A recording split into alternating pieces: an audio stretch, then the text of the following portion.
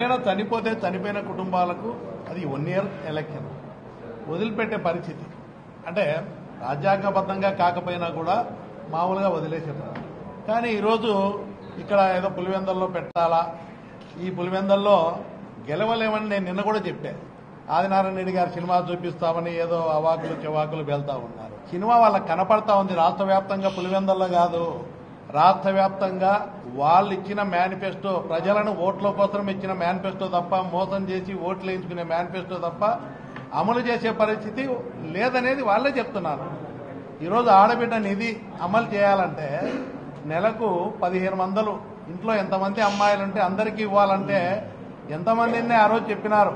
ముగ్గురుంటే 4500, నలుగురుంటే 6000 అని చంద్రబాబు నాయుడు గారు చెప్పినారు, పవన్ కళ్యాణ్ చెప్పినారు, ఈ ఆదినారాయణ రెడ్డి వీళ్ళందరూ కలిసి చెప్పినారు. ఈరోజు ఏమంటున్నారు? రాష్ట్రాన్ని అమ్మాలని ఈరోజు తెలుగుదేశం పార్టీ అధ్యక్షుడు చెప్తున్నాడు. అంటే ఇయ్యలేమని చేతులు ఎత్తేసినారు. దీనికి ఇంకొకటి ఆల్టర్నేట్ ఏం చెప్తున్నారు? P4 అంటారు. అంటే ఎవరో ప్రభుత్వం చేయలేదు ఈ కార్యక్రమాన్ని, చేతులు ఎత్తేసినారు. ఎవరో ప్రైవేట్ వాళ్ళు వచ్చి తీసుకొని దత్తత తీసుకొని స్కీమ్ చేస్తారు. ఈరోజు రైతుల యొక్క పరిస్థితి, అన్నదాత సుఖీభవ. ఎన్నికల ముందు చంద్రబాబు నాయుడు గారు ఏం చెప్పినారు? ముఖ్యమంత్రిగా ఉన్నటువంటి నాయకుడు, అయ్యా జగన్మోహన్ రెడ్డి మాట తప్పినారు, కేంద్ర ప్రభుత్వంతో ఇచ్చే డబ్బులతో కలిపి రైతులకు 13,500 ఇస్తున్నారు, 6,000 కలిపి. మేము అధికారంలోకి వస్తే అది కాక కేంద్ర ప్రభుత్వం ఇచ్చే 6,000 కాక 20,000 అని చెప్పినాడు. ఇప్పుడు ఏం చేసినారు? ఒక్క సంవత్సరం ఇవ్వలే, 20,000 రైతులకు మోసం చేయడం జరిగింది. అంటే వాళ్ళు చెప్పిన ప్రకారము ఒక్క తెలుగుదేశం పార్టీ కూటమి నాయకులు ఇచ్చేది 5 ఏళ్లలో ₹1,00,000 రావాలా, 5 లక్షల రూపాయలు రావాలా రైతుకు. మొదటి సంవత్సరం ఎగిరిపోయిందా? 20,000 పోయింది. వాళ్ళు ఇస్తామన్న 20,000 కాకుండా ఇప్పుడు ఏమంటున్నారు? 14,000 అంటున్నారు. 14,000 అంటే 6,000 మళ్ళీ ఎత్తేసినారా? 4 ఏళ్లకు 4 ఏళ్ళు ఇస్తే, అన్నేళ్ళు సక్రమంగా ఇస్తే 4 ఏళ్ళు 24,000, 4 ఏళ్ళు 24. ఇప్పుడు మొదటి సంవత్సరం ఎగరగొట్టినారు. ఎంత అయింది? 44,000. ₹1,00,000 ఇస్తామని 44,000 ఇప్పటికే ఎగరగొట్టినారు రైతుకు.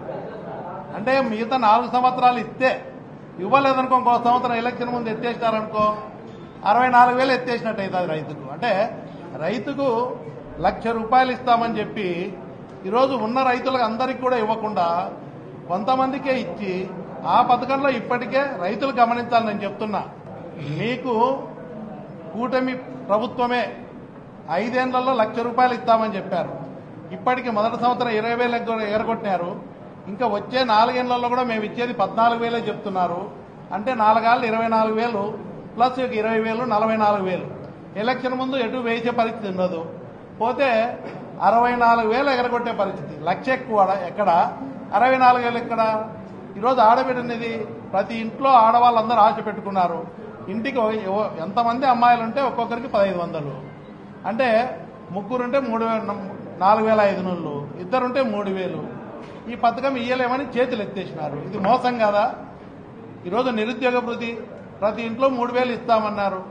అది దాన్ని ఊసే లేదు, ఇచ్చే పరిస్థితే లేదు. ఒక్క నిరుద్యోగం ఉంటే 36,000 రావాలా. మొదటి సంవత్సరం ఎగరగొట్టినారు. రెండో సంవత్సరం ఇచ్చే పరిస్థితి లేదు, ఈ 5 ఏళ్ళు ఇచ్చే పరిస్థితి లేదు. అంటే ఈ విధంగా వాళ్ళు చెప్పిన 50 ఏళ్లకే పెన్షన్ అన్నారు. ఎక్కడన్నా ఇచ్చే ఆలోచన ఉందా? ఆ పరిస్థితి లేదు. ఈరోజు వాళ్లకు సినిమా కనపడతా ఉంది. మేము చెప్పింది ఏది చేయలేకపోయినాం, ప్రజలు అర్థం చేసుకున్నారు. ఏదో సంపద సృష్టించి ఇస్తాడంటే నమ్మినారు. ఆ రోజు జగన్మోహన్ రెడ్డి గారు 14 లక్షల కోట్ల అప్పు అన్నారు. కానీ జగన్మోహన్ రెడ్డి గారు చేసిన అప్పులు బడ్జెట్లో చూస్తే, మొత్తం బడ్జెట్లో రాష్ట్రం విడిపోయినప్పటి నుంచి చంద్రబాబు నాయుడు గారు చేసిన అప్పులతో కలిపి 6.5 లక్షల కోట్లు, అంటే 3.5 లక్షల కోట్లు మాత్రమే జగన్మోహన్ రెడ్డి చేసినారు. మిగతా 3 లక్షలు రాష్ట్రం విడిపోయిన తర్వాత చంద్రబాబు నాయుడు గారు చేసిన అప్పులు కలిపి చెప్పినారు. 14 లక్షల కోట్ల అప్పు లేవు. 14 లక్షల కోట్ల అప్పు ఉన్నా కూడా ఎన్ని చేస్తామని చెప్పినారు. అప్పులు 7 లక్షల కోట్లే ఉన్నాయి.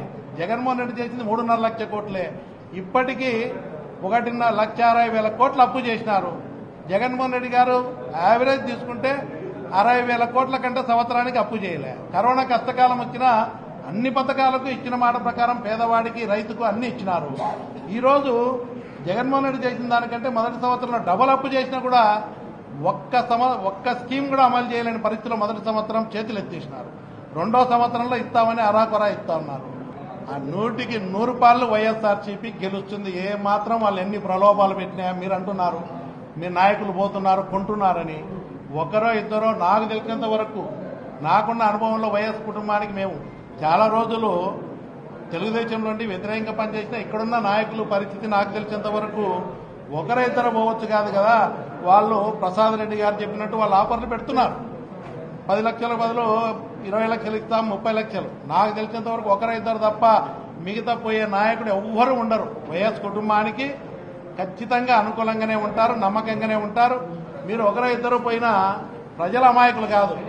ఈరోజు పులివెందల తాలూకా ఇంత సస్యశ్యామలమైందంటే ఒకప్పుడు నీళ్లు లేక చెట్లన్నీ నరికే పరిస్థితి.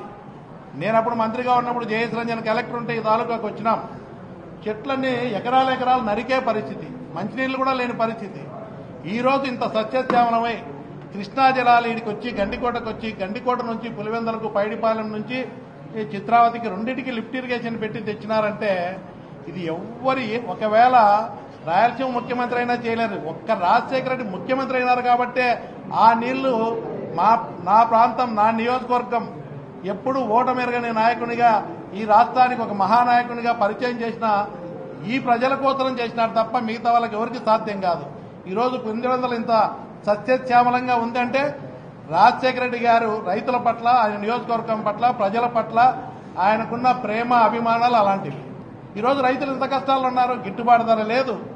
ఏ పంటకు కూడా గిట్టుబాటు ధర లేని పరిస్థితి, ప్రభుత్వం సపోర్ట్ చేసే పరిస్థితి లేదు, కరువు వచ్చే ఇన్పుట్ సబ్సిడీలు లేవు.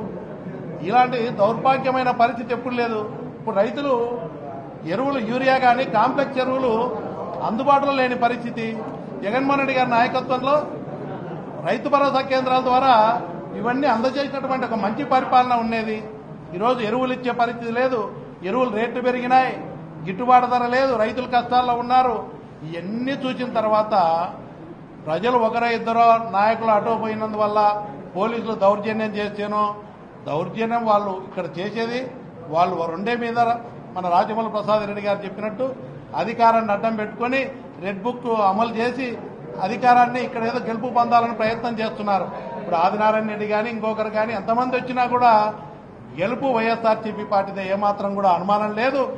ఏమంటే రాజమౌళి గారు చెప్పినట్టు నాయకులను, కార్యకర్తలను ఇబ్బంది పెడతారు, కష్టపెడతారు, ఆర్థికంగా అన్ని విధాలా నష్టపోయే విధంగా చేస్తారు. ఎన్ని చేసినా కూడా దాన్ని భరించేదానికి సిద్ధంగా ఉన్నారు.